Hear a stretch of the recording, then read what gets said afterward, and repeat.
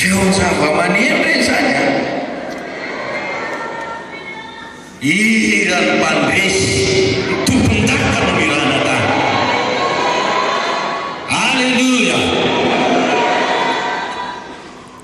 Indray tsika ho fanomponan'Andriamanitra dia ohatrany tsy mba mifety reny. Amin'ny sasany dia ohatrany hoe maty isan'andro Jesosy. Maty indray mandeha izy ary efa nalefa avy eo mijangana tamin'ny maty izy dia tsy maty intsony izy fa verina manak'izay, verina manak'izay, verina manak'izay. Eny an-tany ny fahefana rehetra.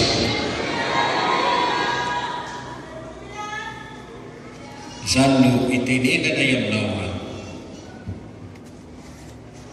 manana finoanan' Jesosy.